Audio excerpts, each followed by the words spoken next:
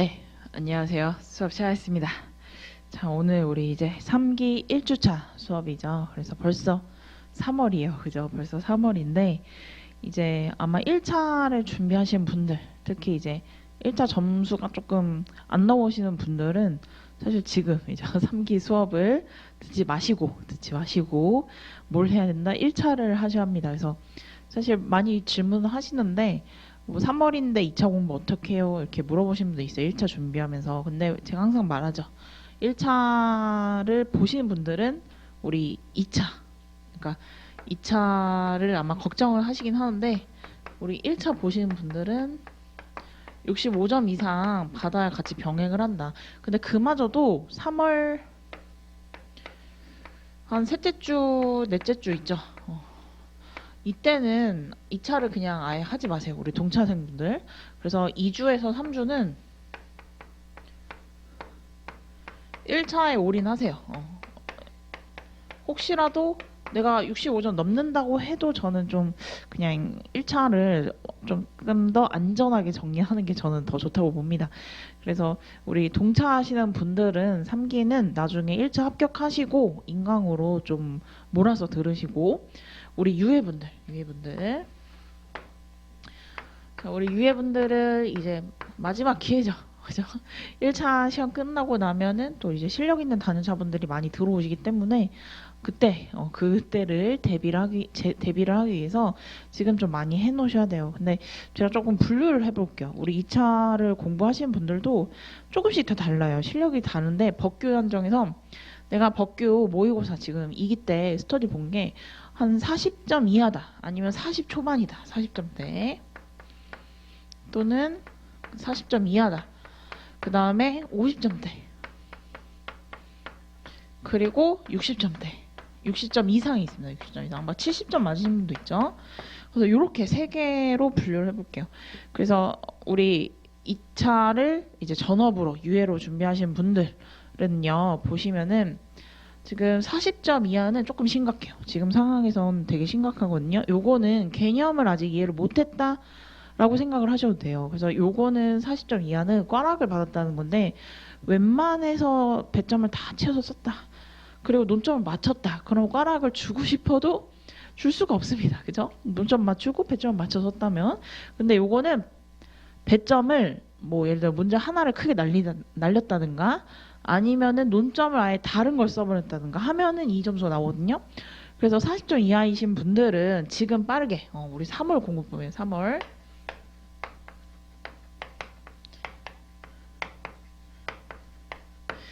우리 요 분들은 어떻게 하냐? 우리 행정법, 개별법 기본 이론 있죠. 요거를 빠르게 들으셔. 빠르게. 그래서 뭐 어차피 요건 끝났죠. 그죠? 행정법 개별법은 이미 강의가 다 끝났기 때문에 인강으로밖에 못 들어요. 그러니까 뭐 1.4, 1.4배 이렇게 배속을 걸으셔가지고 좀 빠르게 들어요. 그래서 내가 놓쳤던 개념 뭐지? 이렇게 체크를 하시면서 또는 나는 행정법만 나오면 우리 어떻게 했죠? 2기 1주부터 그죠? 한 넷째 주, 세넷째 주까지는 우리가 행정법 논점만 봤단 말이에요. 나는 행정법 논점만 40점대 이해였다. 그럼 행정법만 기본 이론 들으셔도 돼요. 근데 나는 개별법만 나오면 40점 이하가 나온다. 그러면 어떻게 하면 돼요? 개별법만 들으셔도 상관없어요. 그래서 여기 있는 분들 중에서 우리 좀 모자란 게 있다 하면은 기본 이론을 빠르게 다시 들으시고 그리고 어떻게 한다? 이 기본 이론 들으시고 A, B급 논점만 암기를 하십니다. 그 논점만 암기하시는 거예요. C급 이런 거 보실 필요가 없어요. 그죠? 그래서 우리 40점 이하이신 분들은 기본 강의를 전 다시 듣는 걸 추천드려요. 자, 근데 우리 50점대 분들은 이분들은 어떤 분이냐면 문제도 다 썼어요. 다 쓰는데 이제 배점도 거의 맞춰서 다 쓰시고 논점도 거의 다 맞췄다. 하지만 100% 다 못 맞추고 요거는 논점 한 개 정도. 한 개 정도를 못 쓰거나 아니면 조금 일탈하거나 아니면 한 개를 좀 빈약하게 쓰면 한 요 정도 점수 나오거든요. 그럼 요분들은 이 기본 개념을 다시 들으실 필요는 없어요. 이미 다 들으셨잖아요. 근데 이분들은 뭐냐면은 이 50점대 분 중에 둘 중에 하나예요. 암기가 조금 모자라서 내가 이 모자란 논점을 아는데 못 썼어. 못 내워가지고 이런 분들 있고 또는 정말 이걸 몰라서 못 쓰신 분들 있거든요. 그래서 아니면은 이걸 알긴 아는데 목차로 표현을 못해 이런 분들이 있어요. 목차. 이렇게 두 가지 분류가 있습니다. 50점대이신 분들은. 지금 단계에서 이런 분들은 자, 50점대인데 일단 나는 이런 모르는 논점들을 다 알아. 근데 오픈북을 했어. 아니면 암기를 좀 제대로 못해서 하신 분들은 이렇게 하면 되죠. 암기를. 그래서 요거랑 지금 지금 40점대에 있는 암기하는 분들, 이 암기하시는 분들 보시면은 어떻게 하냐면은 한 달을 목표로 해요.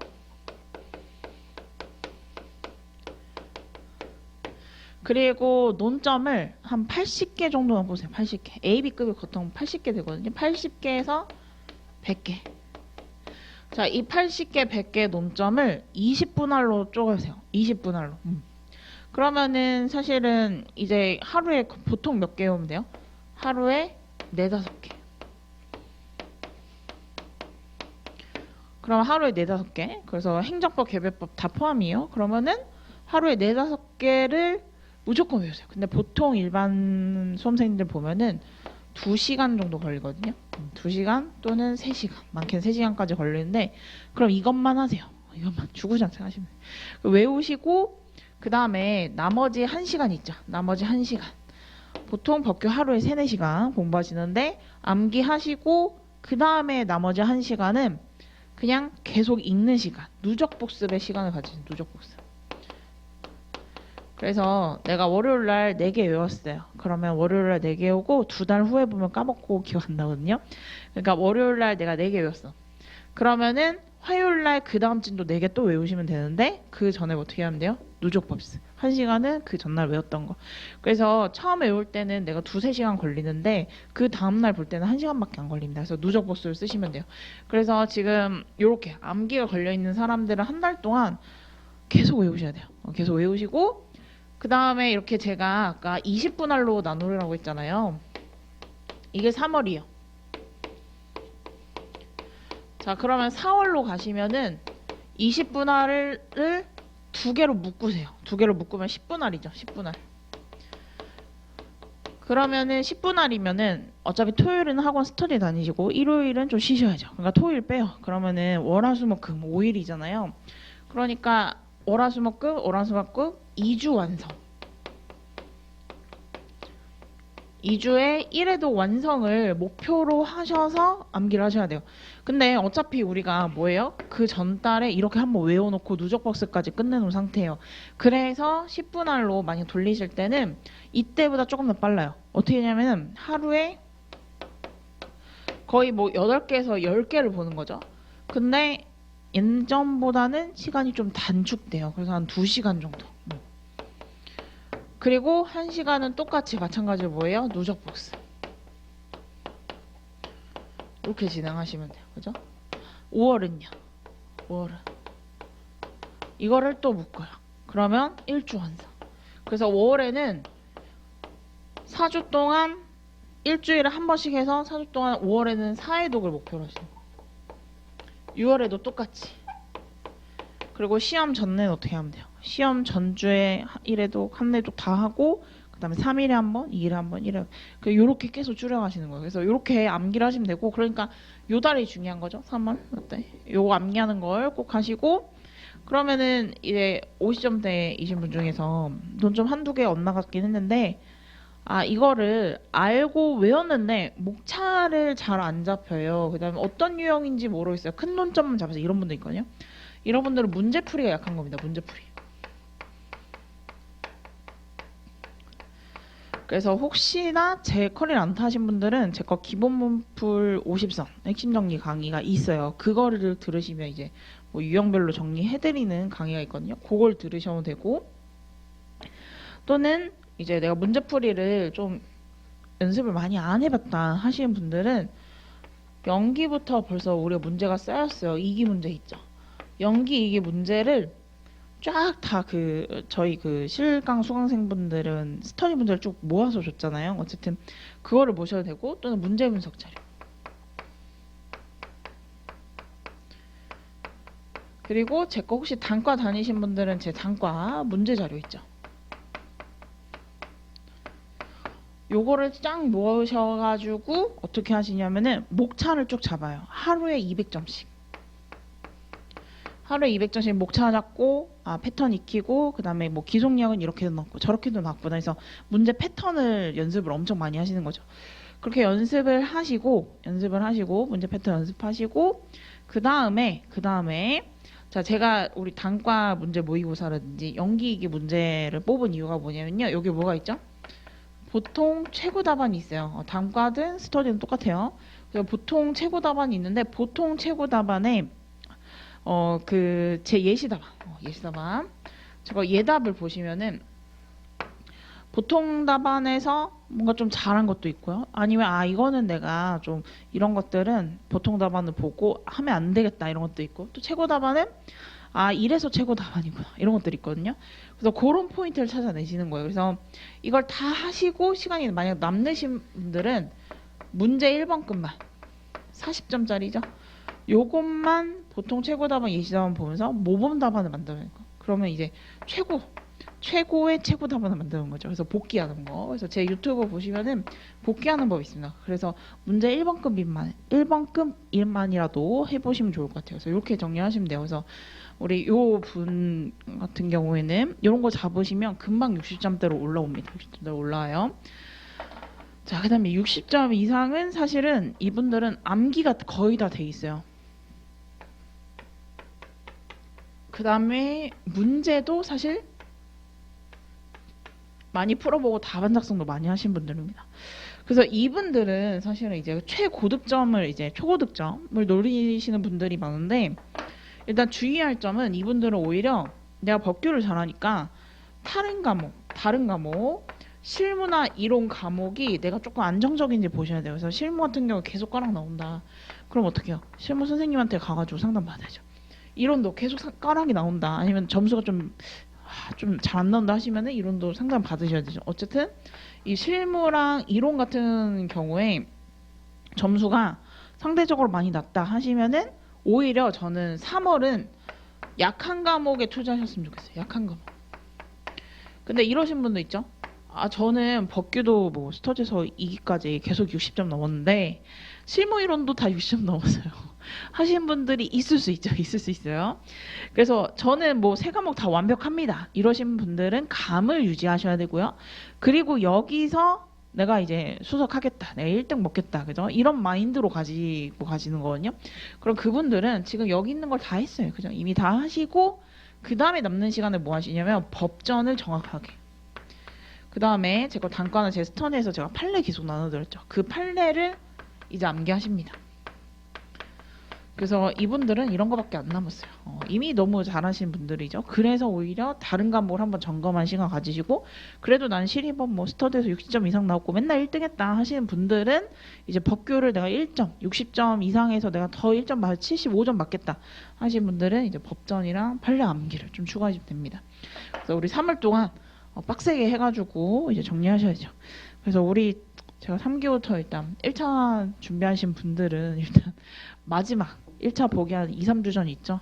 그때는 이제 올인하시는데 그래도 내가 좀 감 놓고 싶지 않다 하시면은 실무만 한 50점만 푸시고 그 다음에 우리 이법은 암기했던 내용들 그래서 뭐 A급만 눈으로 보는 정도만 하세요. 똑같이 만약에 우리 유해분들이랑 이렇게 똑같이 한다 하시다가 1차를 자칫 실수하시면은 다시 또 1년이 걸리잖아요. 그러니까 1차 하신 분들은 지금은 3월이잖아요. 3월에 1차 집중하는 시기가 맞고 그래도 나는 뭐 점수 모의고사 뭐 날라다닌다 하시면은 그래도 한 3월 첫째 주, 둘째 주까지는 뭐 좀 같이 하셔도 됩니다. 근데 막판에 3월 이제 뭐 셋째 주, 넷째 주 그래서 시험 2, 3주 남았다 하시면은 그냥 1차만 하세요. 내가 65점 넘는다고 해도 불안합니다. 그죠? 그래서 1차만 하시는 방향으로 가져가시면 좋을 것 같아요. 자, 그래서 이렇게 정리하고 자, 우리 지난주 채점 후기 중에서 요거 하나만 포인트로 볼게요. 지난주 우리 문제 2번에 물음 1 있었죠. 문제 2번에 물음 1 보시면은 어떻게 나왔냐면 행정소송으로 다투려고 한다. 그리고 이에 기초하여 쟁송 형태에 대해서 설명하시고 계세요.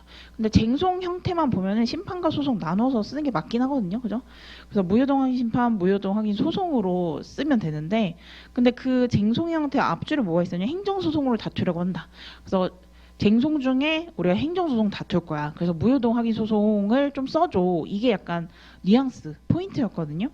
그런데 그래도 이제 행정소송 다투려고 한다. 마지막 줄 쟁송 형태에 집중하셔서 무효동 확인 심판 쓰신 분들은 일단 가점만 들었어요. 기본 점수에 있는 그 점수는 이제 무효동 확인 소송을 쓰셔야지 들었고, 심판 쓰신 분도 일단 가점 드리긴 했어요. 근데 문제의 준원점은 뭐죠? 그죠? 무효동 확인 소송이고 심판은 이제 부수적인 것 뿐이다. 그냥 곁들여주는 것 뿐이다. 이렇게 정리하시면 될 것 같습니다. 자, 그래서 우리 지난주 채점목이랑 보통 최고 답안 잘 보시고, 자, 오늘 문제 한번 볼게요. 자, 이제 오늘 문제 보시면은, 자, 문제 1번 별 3개 해볼게요. 문제 1번 별 3개.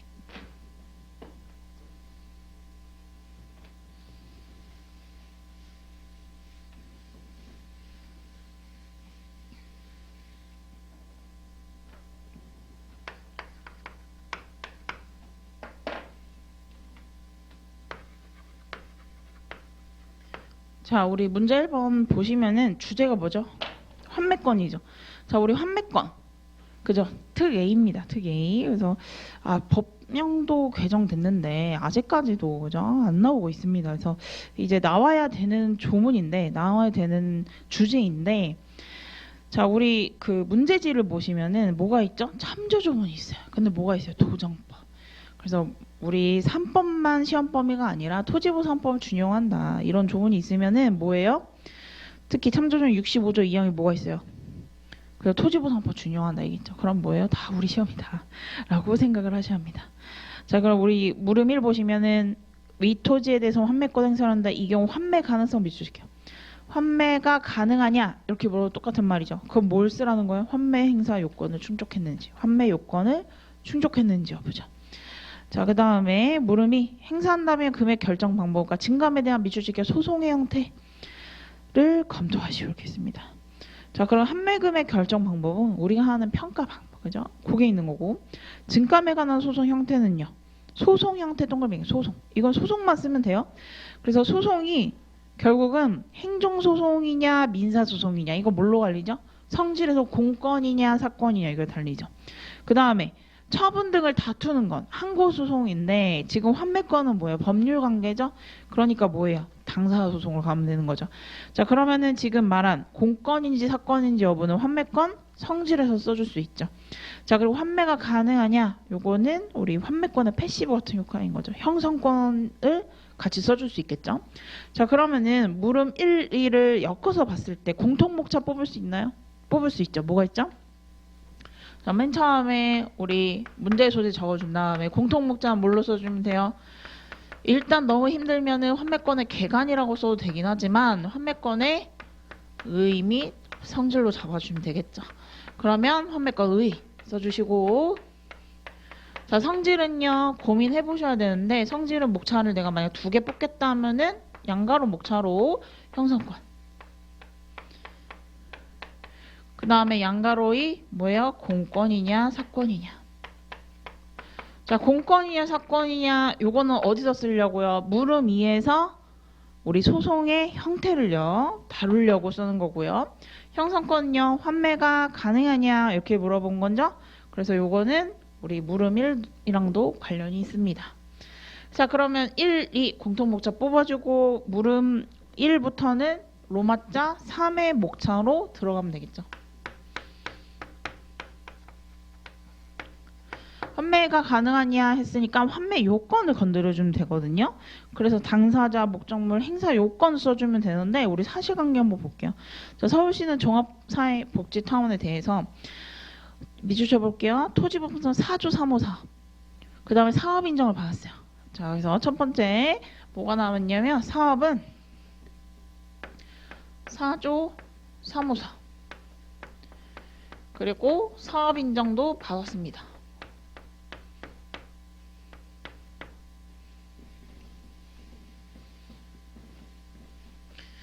그래서 종합복지타운 이 사업은 사업 인정도 받았다. 그리고 이때 건설하기 위해서 20필지와 사업자금 100억이 필요하다. 그래서 한 줄 내려오시면 토지 소유자 갑은 미주식기업 20필지 중 5필지. 땅부자죠. 자, 그래서 서울시가 종합사회복지타운을 조성하기 위해서 갑의 토지에서 보상금을 지급하고 협의 매수하여 취득한 지 복지타운의 녹지분을 사용했다. 그런데 밑줄 쳐볼게요. 3년 뒤 갑의 소유였던 이 5필지 동그라미 5필지. 이게 어떻게? 정비구역에 포함되어서 재개발 사업으로 바뀌었고 밑줄 칠게요. 재개발 조합 설립 인가를 받은 상태이다. 이렇게 했어요. 그래서 원래는 이거 종합복지 타운을 이렇게 만들려고 했었어요. 20필지.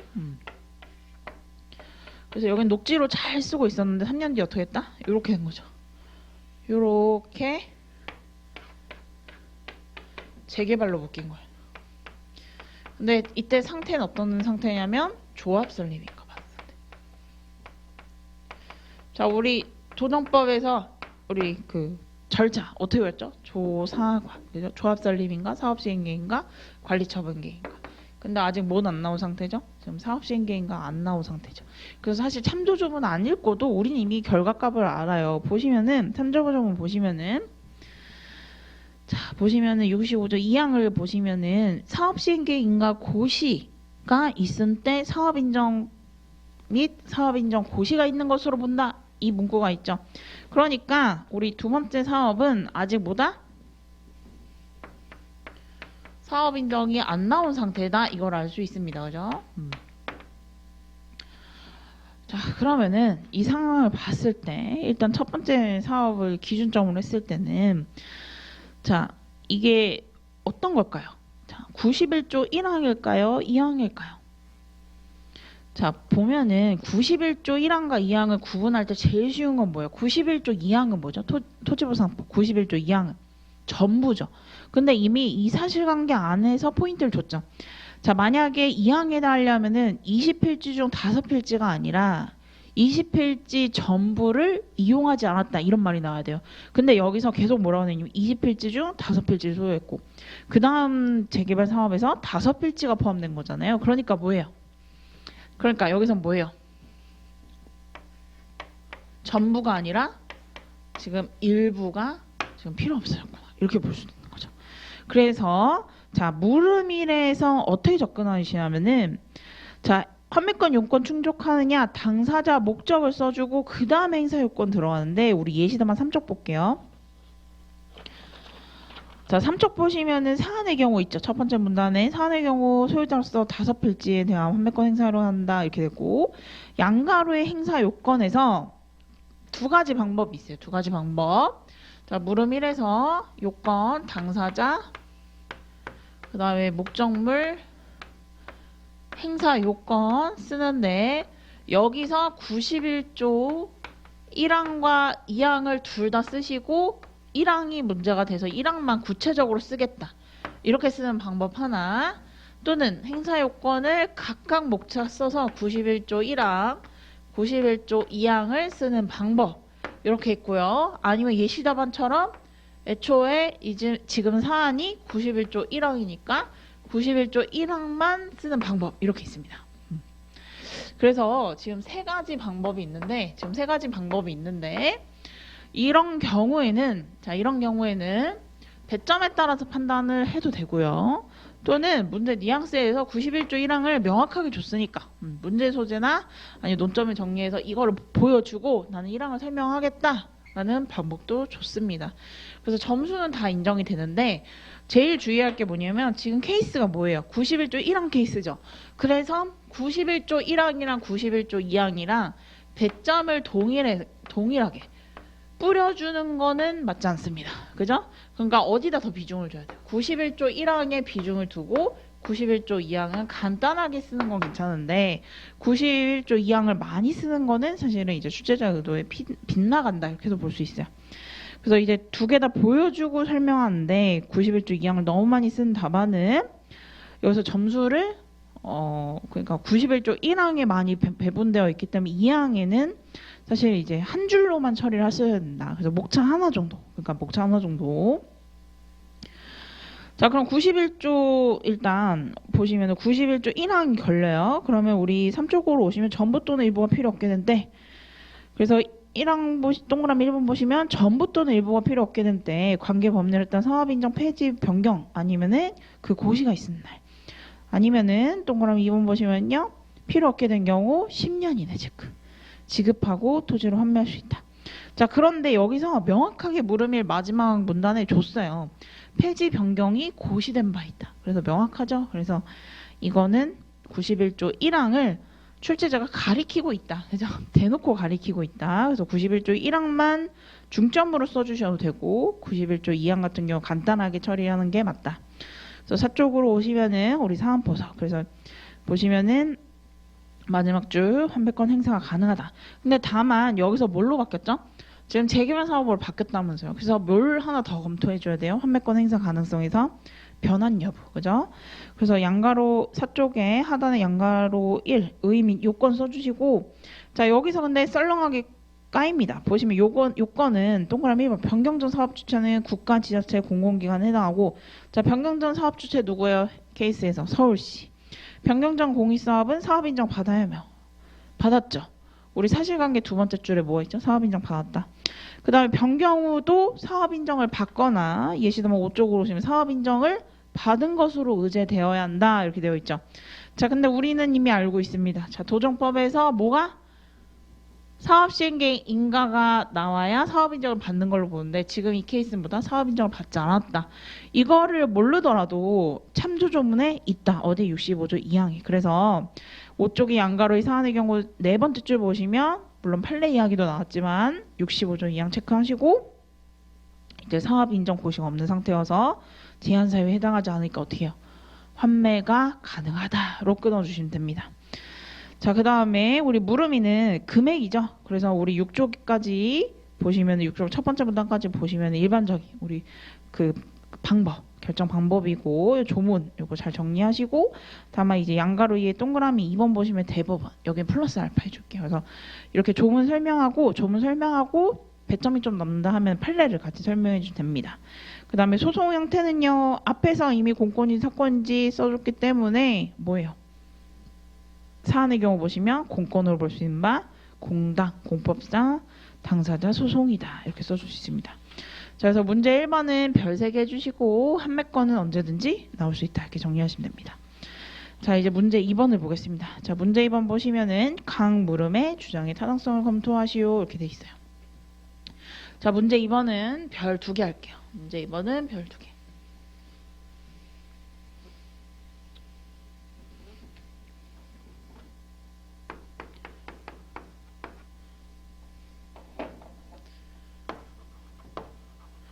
자, 우리 문제 2번 보시면은 자, 마지막 줄 볼까요? 갑의 주장은 타당하냐? 마찬가지로 우리 물음 3도 을의 주장은 타당하냐? 주장이 타당성을 묻고 있는데 그 앞에 보면은 그러면 그 바로 전문점 보면 표준지조사 평가 기준 비추시고 위반한 위법한 공시지가 결정 공시라고 주장한다. 갑의 주장은 타당한가 이렇게 나왔고요. 마찬가지로요. 을의 주장은 타당한가 앞줄 보시면요. 토지 소유자는 미추셔 볼게요. 토지부상 평가 지침에 반하여 평가하는 바 위법하다고 주장한다. 이렇게 나왔죠. 자, 그럼 여기서 중요한 건 뭘까요? 사실관계가 안 읽어도. 모모에 위반한, 지침에 위반한, 기준과 다른 이렇게 나왔죠. 자, 그럼 뭐예요? 이 지침이나 기준의 법규성을 판단하라 이런 문제입니다. 그래서 땡땡땡 기준, 땡땡땡 지침과 다르게 적용했다는 거죠. 다르게 적용해서 어떤 것을 내려왔다. 아니면은 지침과 반대로 땡땡땡을 하였다. 이렇게 나오죠. 그리고 이렇게 한 땡땡땡은 위법한가 이렇게 물어봅니다. 전형적인 뭐예요? 행정입법에 관련된 패턴이죠. 그래서 요거는 결국 뭐예요? 기준이나 지침에 뭐예요? 법규성을 판단해라 이런 말이다. 법규성을 판단해라. 자, 법규성 다른 말로 무슨 말이었죠? 법규성? 그죠? 대외적 구속력. 자, 대회가 누구였어요? 대회는. 여기서 대회는 국민과 누구죠? 법원이죠. 국민과 법원을 기속하느냐. 즉, 대내는 누구였어요? 행정내부, 행정청 내부, 행정조직 내부를 말했죠. 대외적 구성력이 있느냐. 즉, 또 법원을 구속하기 때문에 우리가 이걸 다른 말로 재판의 규모성이 있느냐. 다 같은 말입니다. 자, 그럼 원칙적으로는요. 원칙적으로 헌법, 법률, 법규명령이 뭐예요? 법규성이 있는 것들이었잖아요. 자, 그런데 자, 특이한 게 있었죠. 행정입법. 자, 행정입법의 종류는 행정규칙. 그냥 행규 이렇게 쓸게요. 그 다음에 또 뭐 있어요? 법규명령. 법명 그냥 이렇게 짧게 쓸게요. 자, 행정규칙과 법규명령 있었죠. 행정입법에. 자, 그러면은 행정규칙은 뭐였어요? 행정조직 내부에서 쓰려고 만든 규칙이기 때문에 대외적 구속력이 없다. 여기 뭐가 있다? 대내적 구속력만 있다. 그래서 행정 내부에서 그걸 안 따르고, 그죠? 따르지 않고 다르게 반하여 적용했다 하면은 그 안에서 뭐죠? 징계는 받을 수 있을지언정 뭐예요? 국민이나 법원을 기속하진 않는다. 그래서 행정규칙에 반하여 내린 처분이나 내용들은 뭐예요? 그때는 꼭 위법하다고 볼 수는 없다. 이렇게 있었어요. 근데 법규명령은요. 이건 뭐다? 대외적 구속력이 있고 재판의 규모성이 있다고 했어요. 그러니까 법규명령과 다르게 적용하여 법규명령에 반하여 다른 처분 내렸다. 이건 뭐예요? 법 위반이다. 그죠? 법규명령 위반은 결국 이건 뭐예요? 이건 구속력이 있다는 거였어요. 아, 선생님 그러면은 행정규칙인지 법규명령인지만 보면 되잖아요. 라고 물어보시면 되는데 맞습니다. 원칙적으로 그런데 여기에 뭐가 있었다? 혼종이 있었다. 자, 행정규칙 형식인데 재산권 등 국민의 권리 의무에 영향을 미쳐서 법규성이 있는 행정규칙 형식의 법규명령도 있고요. 또는 법규명령 형식, 시행령, 시행규칙 형식으로 제정되었는데 알고 봤더니 그 안에 내용은 뭐예요? 행정 내부를 규율한 내용이었어요. 그래서 법규명령 형식의 행정규칙도 있었죠. 그래서 이렇게 형식과 실질이 불일치되는 입법들이 있었습니다. 그래서 이런 내용이 있을 땐 뭐예요? 그 행정입법의 성질을 밝혀주고 결국 법규성이 있느냐를 끌어오르는 우리 문제 패턴이 있었죠. 그래서 보시면은 결국은 뭐예요? 여기서 표준지수 평가 기준의 우리 성질을 써줘야 되고요. 그 다음에 마지막에 양가로에 뭐예요? 토지보상 평가 지침의 성질 써주는 거예요. 자, 근데 표준지조사 평가 기준은 뭐였어요? 우리 국토교통부 훈령이었죠. 훈령, 그죠? 행정규칙 형식. 근데 재산권에 영향을 미치는 내용들을 정해놨죠. 그죠? 그러니까 결국은 행정규칙 형식의 우리 법규명령, 법령 보충적 행정규칙의 성질을 써줘야 합니다. 자, 그 다음에 우리 물음이 같은 경우에는요. 자, 요거는 자 지침 이렇게 되어 있어서 행정규칙 형식인가 싶지만 여기서 몇 번이나 말하고 있어요. 한국감정평가사협회가 제정한 사실관계 두 번째 줄 끝에 보면은 한국감정평가사협회가 제정한 자 한국감정평가사협회 행정청이다? 아니다. 사조직입니다. 사조직. 물론 우리 평가가들이 평가할 때 우리 토보침을 참고는 하죠. 하지만 원칙적으로는요. 원칙적으로 법규성은 없습니다. 그래서 요 우리 교수님이 이제 주장하는 문제가 있습니다. 근데 어쨌든 한국감정평가사협회가 제정한 토지보상평가 지침, 그죠? 지침이라고 해서 홀라당 넘어가서 행정규칙 이렇게 쓰진 않았겠죠? 그래서 요거 조금 주의하셔야 돼요. 자, 그럼 예시담 한번 볼게요. 우리 7쪽, 8쪽으로 오시면은 우리 행정규칙 형식의 법규명령 내용을 써줬고요. 그 다음에 우리 마지막 줄 오시면은 8쪽의 마지막에 오시면은 결국은 상위법령과 결합하여 대외적 구속력이 인정되는 점, 현실성 필요가 있다는 점에서 법규명령을 상징하는 행정규칙 시설이 타당하다. 그래서 우리 표적이는 내용을 보충하고 결합하여 대외적 구속력이 발생한다고 보이므로 법규명령으로 봄이 타당하다. 그럼 뭐예요? 구속력이 있다. 이렇게 했어요. 그럼 이거와 다르게 평가를 했다. 다르게 했다 하면 어떻게 돼요? 위법하다. 그죠? 이와 다르게 공시지가를 선정했다, 평가를 했다, 결정 공시했다 하면은 뭐예요? 위법하다. 이렇게 끌어올 수 있는 거죠. 자, 그 다음에 우리 9쪽으로 오시면요. 우리 토보침은 사실은 행정규칙이 아닙니다. 근데 판례가 하나 있어요. 자, 우리 그쪽에 두 번째 관련 판례 보시면은 토지보상평가 지침은 한국감정평가업협회. 자, 판례가 그냥 한국감정평가업협회 이렇게 말해서 판례 문헌을 그대로 갖고 와서 그냥 한국감정평가업협회 이렇게 된 거예요. 자, 밑줄 내부적으로 기준을 정한 것에 불과하여 일반 국민이나 법원을 기속하는 것은 아니다. 라고 판시했다. 자, 그러니까 결국 여기서 이게 행정규칙이다 아니다가 아니라 여기는 이제 구속력이 없다 이렇게만 판시한 것 뿐입니다. 그래서 우리 토부침 같은 경우도 뭐예요? 구속력 없다. 그래서 10쪽으로 보시면 법규명령이나 행정규칙이 아니고 밑줄치기가 내부적 기준. 어디에 내부적 기준? 협회 내부 기준. 그래서 이거와 반하여 평가했더라도 위법한 평가가 되지 않는다. 이렇게 들어보죠. 그래서 우리 문제 2번 같은 경우에는 별 2개 하시고 이건 뭐예요? 우리 행정 입법 파트를 공부하시면 됩니다. 그래서 아까 우리 50점대이신 분들 그래서 1번이랑 나머지 분들은 다 맞췄는데 이런 데서 한두 개 삐끗해가지고 50점대가 나왔어요. 그죠? 그래서 그런 분들 같은 경우에는 약한 파트가 있단 말이죠. 근데 이런 문제만 나오면 계속 틀려 하면은 이렇게 패턴을 정해두고 이 문제에서는 이걸 물어봤는 거였지 하고 이렇게 좀 일단 정리를 하시면 조금 더 쉽게 들어갈 수 있습니다. 자, 그 다음에 이제 문제 3번. 자, 문제 3번은 별 하나만 해주셔도 됩니다. 자, 문제 3번 끝에 보시면은 볼게요. 자, 이러한 시세차익 등이 생활기반시설, 자, 밑줄 생활기본시설 설치 비용을 크게 상회하므로 자, 생활기본시설 설치 비용을 누가? 갑 체크. 갑이 부담해야 한다고 주장한다 이렇게 했죠. 갑은 우리 대상자잖아요. 근데 사업시행자가 야, 갑, 너 생활기본시설 좀, 이거 부담해라. 내가 이런 것까지 해줬는데, 시세 차익도 낮잖아. 이렇게 주장을 합니다. 이와 관련하여 이주대책을 설명하고, 끊어주시고, 자, 이주대책 설명하고, 그럼 이주대책 못 써야 돼요. 뭐, 의, 근거, 요건, 당사자, 그죠? 수립자나 대상자, 이런 거 적어주면 되겠죠? 그 다음에, 갑 및 사업시행자 주장의 타당성을 검토하시오. 이렇게 물어봤습니다. 자, 우리 예시사반으로 오시면은 10쪽에 우리 이주대책의 내용 일단 설명형 문제예요. 설명하라 했으니까. 그래서 11쪽까지 오시면 일반적인 우리 핵심 정리나 서버에 있는 내용들 단문을 쭉 써줬고요. 그 다음에 12쪽에 마지막에 오시면은 4번 이주대책 내용의 별 하나.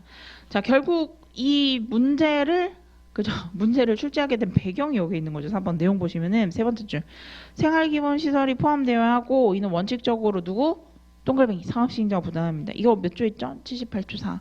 그리고 판례가 뭐라고 했죠? 이거는 강행법규성이다 체크. 그래서 만약에 생활기본시설 사업시행자가 안 부담하고 우리 대상자가 부담하기로 한다라는 각서를 썼다. 아니 계약서를 썼다. 이건 다 뭐예요? 합의는 다 무효.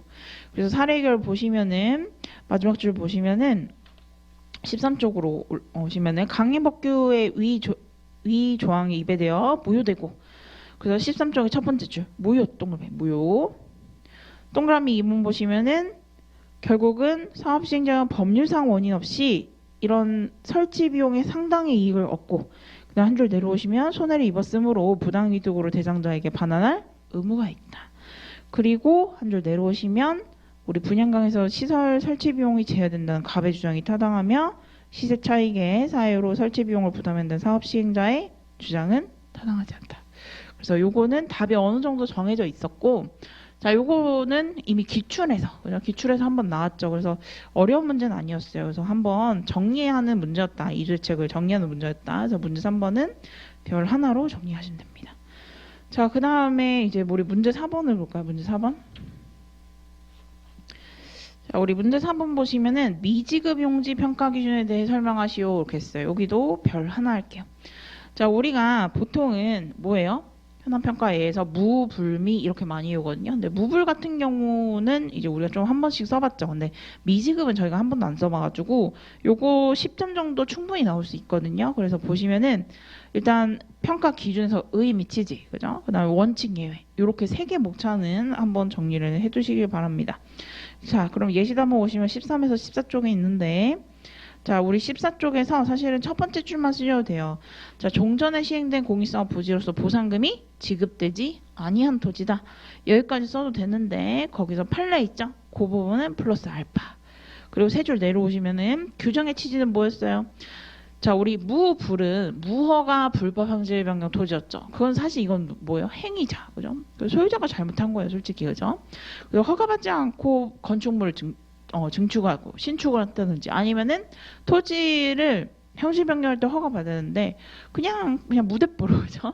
불법 현실 변경을 해버린 거죠. 이거는 사실 행위자가 잘못한 건데 미지급은 누가 잘못한 거죠? 사업을 시행했는데 보상금을 안 줬어. 이거는 사실 이제 사업 시행자 잘못한 거죠. 그래서 마지막 줄 보시면 부당한 결과를 구제. 여기다 체크. 이게 취지입니다. 그래서 미지급 용지는 앞에 있는 무불이랑 좀 달라요. 그래서 요거는 부당한 결과를 구제하기 위해서 현황평가 이해가 인정된다.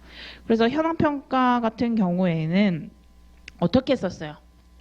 현황평가 같은 경우에는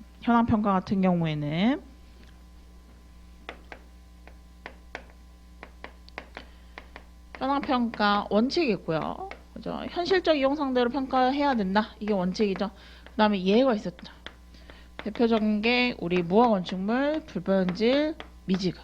그래서 무화건축물 부지를 평가하는 방법을 설명하시오. 불법현질 변경 토지를 우리 평가하는 방법 설명해 주세요. 미지급 용지를 평가하는 방법을 설명해 주세요. 라고 해도 뭐부터 가야 돼요? 물론 여기에 다 뭐가 있어요? 원칙과 예외.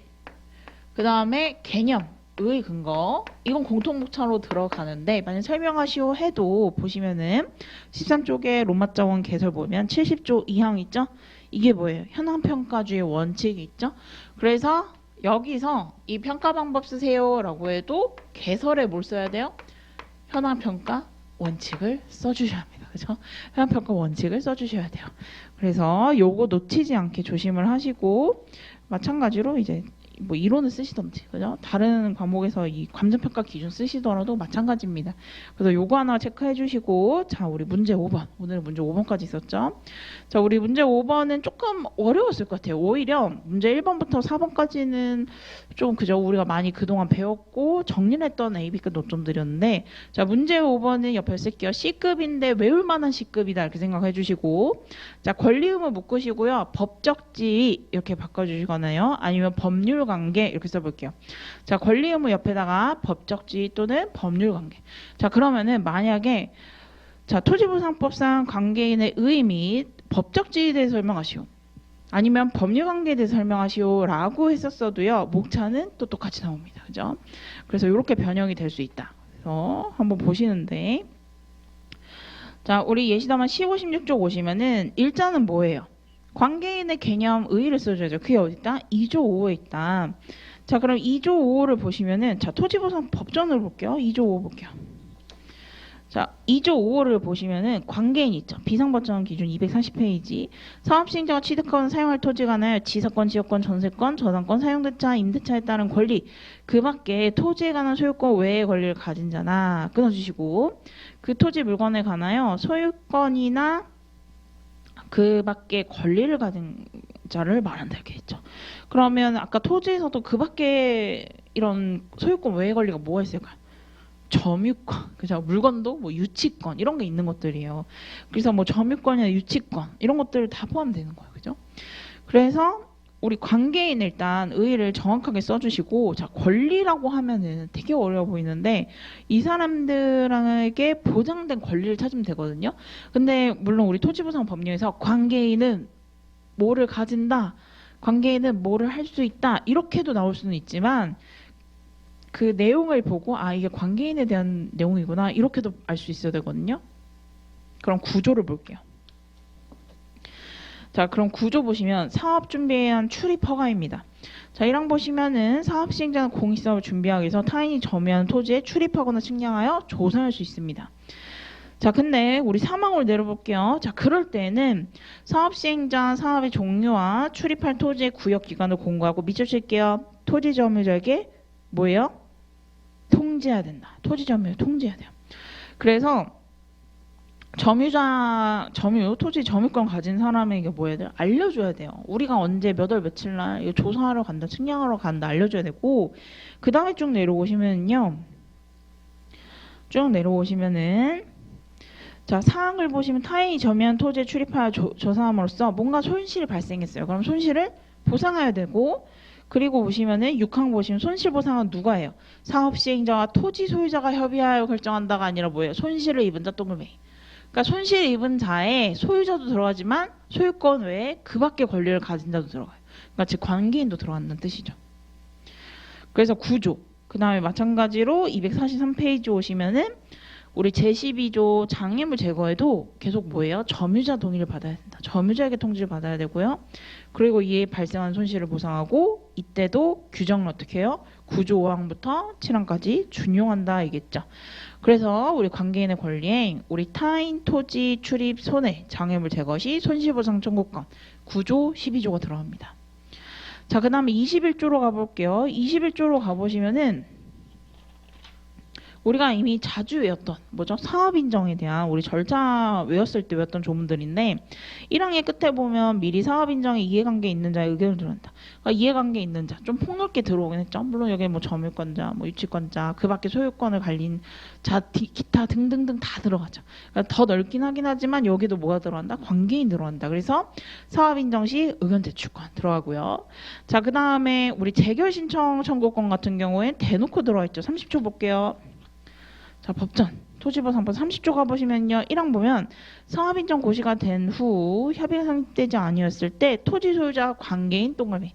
자, 여기서 재결 신청 청구권은 소유자만 신청할 수 있다라고 만약 우리 객관식 시험이었다라고 하면은 맞아요? 틀려요? 그죠? 들리죠? 그래서 제가 묻고 혼자 대답을 하긴 하는데 어쨌든 그래서 우리 재결신청 청구는 소유자와 누가 있다? 관계인이 있다는 거 외워주시고 자, 우리 47조도 볼게요. 자, 쭉 보시면은 담보 물건에 목적물이 수용되거나 사용된 경우 그 담보 물건은 목적물의 수용 또는 사용을 채무자가 받을 보상금에 대해서 행사할 수 있다. 다만 보상금이 채무자에게 지급되기 전 압류를 해야 된다. 그래서 우리 담보물권자에 대한 조문도 있어요. 그래서 이런 권리들이 있고요. 자, 그럼 의무에 뭐가 있을까? 다시 11조로 앞으로 가볼게요. 11조. 자, 11조 보시면은 토지 뭐예요? 점유자의 의무. 그래서 점유자죠. 옆에다가 소유자 X 이렇게 쓰셔도 됩니다. 헷갈리시면. 자, 여기서 소유자의 인용이 아니라 점유자의 의무예요. 그래서 점유자의 같은 경우에는 이때 출입 측량 조사하는 행위를 방해하지 못한다. 자, 그 다음에 25조도 볼게요. 25조 쭉 가보시면 토지 등의 보전이 있어요. 자, 여기서는 더 폭넓죠. 사업인정 고시가 된 후에는 뭐예요? 누구든지 동그라미. 여기 뭐 소유자, 관계인, 뭐 누구든지, 그죠? 일반인들도 다 포함되는 거예요. 그 다음에 43조로 가볼게요. 인도 의무. 자, 여기서는 대놓고 관계인이라고 했죠. 43조 보시면 토지 소유자, 관계인 동그라미. 그래서 결국은 인도 이전해야 한다. 그래서 권리와 의무 조문을 봤어요. 그래서 완전 법조 문제였는데 우리 작년에 문제 4번 뭐 나왔어요? 감사평가법 사무소 개설에 설명하시고 이렇게 하고 법조문의 정확성에 따라서 점수를 줬죠. 그래서 그런 걸 생각해 보시면 뭐 이런 것들도 충분히 가능하다. 그래서 한번 쭉 조문 읽어보시고 예시 답안에는 지금 권리랑 의무는 쭉 나열했거든요. 오히려 이렇게 할 수도 있어요. 자, 예시 답안을 조금 응용을 해서 쓰신다면